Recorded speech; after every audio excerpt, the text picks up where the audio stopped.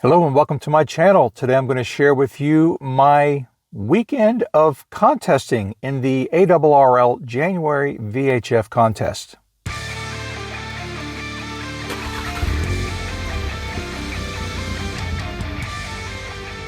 Welcome back and thanks for being here. My name is Scott, call sign KE4WMF Rover for the contest. And this past weekend I participated in ARRL's January VHF Contest.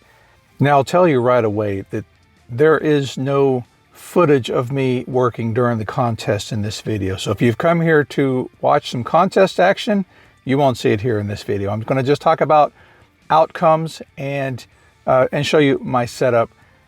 When I'm in the thick of a contest, I just don't set up cameras and recording equipment and stuff like that. It's not practical, and I just want to focus on what's going on in the moment. And that was especially true since I was roving with a roving partner. This was my fourth contest, my fourth VHF contest ever, and my first January VHF contest. I wasn't quite sure what to expect because January is not well known for band openings and good propagation, but I wanted to get out and participate, especially since I don't think I'm going to be able to do full weekends of contesting in the later months, June, September, or even the July contest with CQ.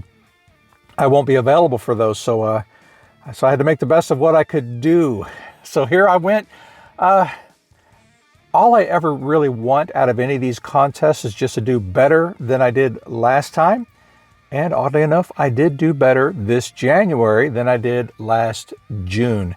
June, where there was supposed to be, I don't think there were any band openings in June either, but typically during the summer there are band openings and more contacts. But a lot of that, I'm going to credit that to having a roving partner for a little bit.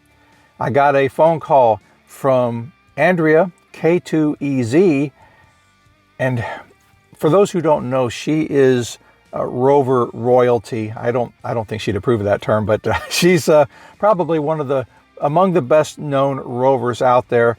I want to say that she has about 10 years of experience at roving, maybe longer, but 10 years is probably about the time that she started to come into play and people were starting to notice her because she really built out her rover. So she called and said, hey, let's coordinate, let's do some grid dancing. That's not her word. I think I told you in one of my previous videos that grid circling was a way for rovers to rack up a lot of points. I can't really call it circling unless there's at least 4 of you. So with it just being me and her, it was more of a grid swapping thing that we did. And so that helped amp up the points a little bit. And so what we basically did was we'd make contact with each other from within the same grid, and then she would go across the line into the next grid, and then we'd make a cross line contact. Then I would cross the line and we'd make a same grid contact, and then she'd go back across the line and we'd do that contact cross line again opposite. I have 4 bands. I didn't mention that earlier. I'm working in the Rover Limited category. So the lowest 4 bands being 50, 144, 222, and 432 megahertz. And so we made 4 contacts doing each combination. And so that gave us 16 contacts each time we did that. I'm trying to remember how many grids we rove. She and I might have done 4 grids. And then anybody who was tracking us and was able to get a hold of us, and there were plenty, we made contacts with them. Same grid dance, as they didn't all make contact with us in all of the grids, but a lot of folks made contacts with us in multiple grids. And so that was kind of cool. See, I only roved with her through, like I said, through about 4 grids, and it was getting late. By the time we finished that 4th one, we were going down to a 5th point, and I just started doing the math and realized, oh my goodness, it's 11 o'clock right now, 11 p.m., and I'm 3 hours from home right now. And we were still 90 minutes from the 5th place that we were looking to go. And I was like, no, I can't do that. So we went ahead and went our separate ways. We talked on the phone for a little bit. And then I got home at 2:30 in the morning. Tried to make a call on my local repeater, see if anybody would talk me in, but no, nobody was awake. Got up the next morning at about 7:30, and then I went and roved the Eastern Shore. Chesapeake Bay Bridge, oh, it was cold. It wasn't 11 degrees like we had experienced the night before, but 30 degrees, it sounds warm, right? But on the Chesapeake Bay Bridge, the wind was just whipping it like 25 miles per hour or more. It was pretty gusty out there. And I went out and took a photograph of the car, and my hands just were aching from being so cold. I didn't have gloves with me.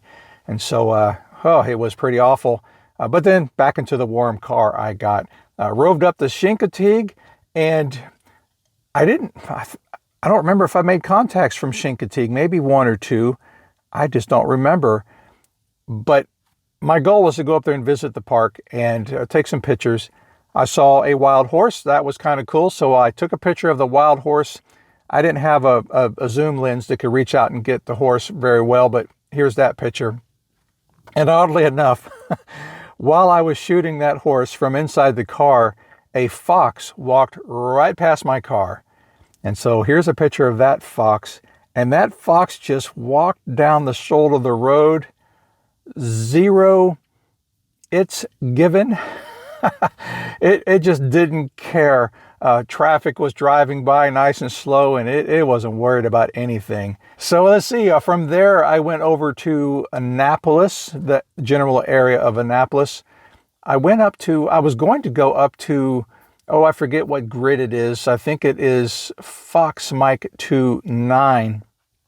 And the time management is a big issue for me and probably all rovers. I was just falling behind, and I abandoned Fox Mike 29. And so I just continued across the Bay Bridge into FM 18 and then dipped up briefly into FM 19. So I did a little grid line dance of my own. I think I made a few contacts up there, and then drove on home and made a few contacts along the way home.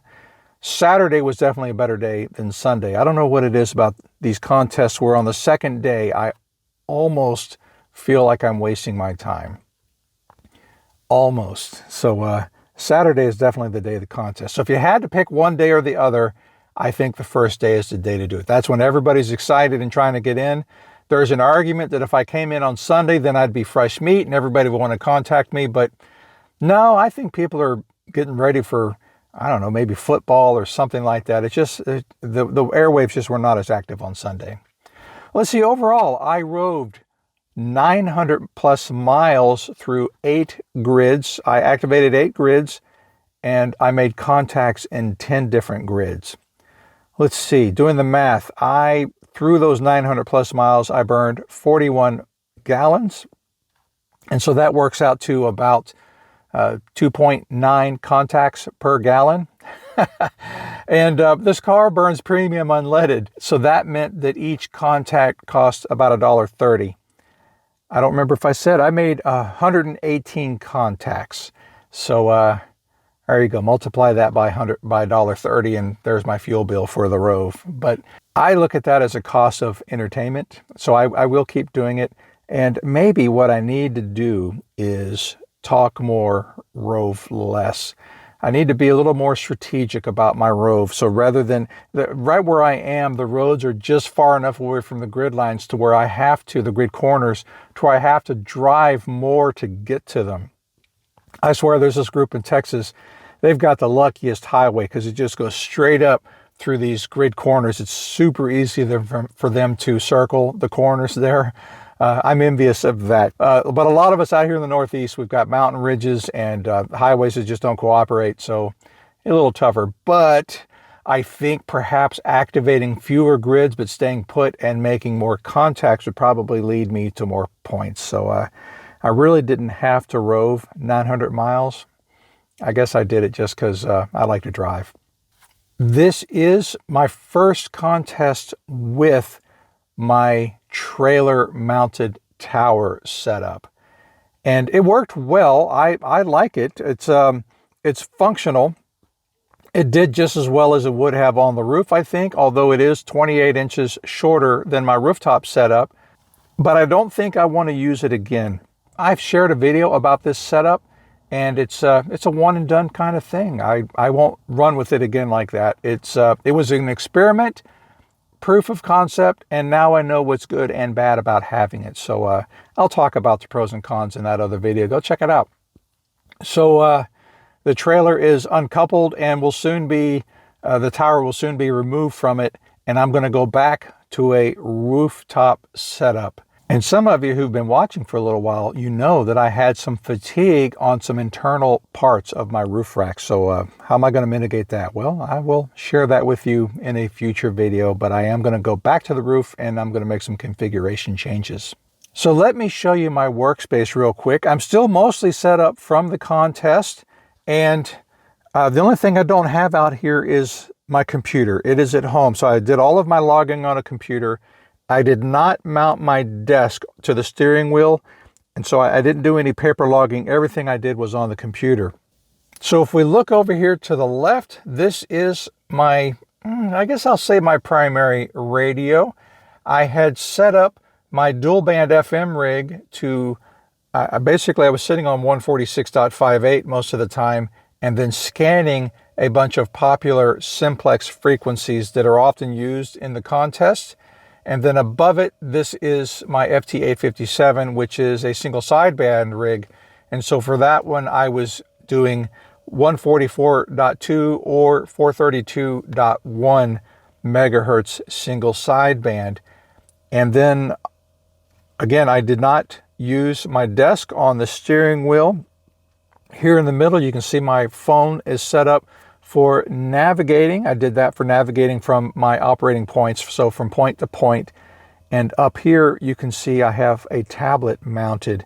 The tablet, I used that for keeping a close eye on my grid square. I was using an app called, I think it's called Grid Square. There's two versions of it. The free version kind of stinks. I didn't care for the free version very much. It had problems. And so I felt like I was taking a risk when I paid for the pay version, but it was worth it. It's a completely different app. It works way better. More support, I guess, from that author. So yeah, check that out if you're looking for that. With that, I can see my exact position, my exact 10-digit grid square, how far I am from each corner, and it'll also plot out my position on the map. I didn't use the map so much, but it's a good app. I like it. All right, so then over here to my HF stack, you can see that I was monitoring 50.130. I made a lot of my 6-meter contacts on 50.130, but most of my 6-meter contacts were on FT8. Andrea had told me that, at least in our area, FT8 seems to have taken over 6 meters. So oddly enough, I made more voice contacts on 2 meters than I did on 6 meters. Let's see, over here is my rotator and my control for my voltage inverter. The inverter, I haven't found an inverter yet that is perfectly quiet across all the bands on the radio. It is clean on every band except for 2 meters. And so, and that's okay. The cool thing about it is it's got a remote switch so I can move my rotator and then turn off the inverter. Eventually, I'm going to get a DC powered rotator by Green Heron. So those of you who are thinking, oh yeah, he should get that. Yeah, I'm already aware of it. It's an expense that's going to come after I buy a 222 megahertz transverter. Let's see, up here above the rotator controller, this abyss back here is my trash can. Everything is so crowded up here that I don't have room to keep a dedicated trash bag that I can manipulate and move around. So I just throw all my trash down there on the floor, and then when I stop for fuel, I clear it all out. Here is my laptop setup, and this is the log after the fact. And so you can see that it basically logged 118 contacts. The multipliers and points added up to a little over 6,000 points. And there are my contacts. So you can see that I made 44 on 6 meters, 34 on 2 meters, and then 19 contacts on 1 1/4, and then 21 contacts on 70 centimeters. So Again, the lowest 4 bands. I did not do any of the high band stuff. I did run FT8 as well. You can see my data cables connected there. I just don't have it set up right now, so I can't show it to you. And let's see what else is up here. Oh, here is the 222 megahertz FM transmitter. I borrowed this radio just so that I could make the 222 megahertz contacts with Andrea. So you can see that I have it set up to transmit on 223.5 megahertz, and that's an FM frequency. And I really thought that she'd be the only one I talked to on that band. But it turned out that I made quite a number of contacts on it. And I don't remember if I said it already, but Andrea, she said that's her strongest band. She gets the best results from 222. So she really encourages me to get that transverter and the appropriate Yagi for more effectiveness on the band. Those of you in the overland community, you will recognize the name Front Runner. These are my Front Runner cargo boxes, and I carry coax, test cables, RF connectors, tools, everything I need to take apart a tower or repair a tower. These are my everyday carry boxes for ham radio stuff. So I've got all sorts of things in there, even blanket in case I get stuck someplace in the cold. So those are my everyday carry. And then of course you can also see my Dometic refrigerator. I never leave home without it. I've always got something going on in there. I think that covers everything as far as my operating space. And yeah, let me know if I miss anything. I can't think of anything as I look around here. As always, I appreciate you being here, and I will see you next time. Take care.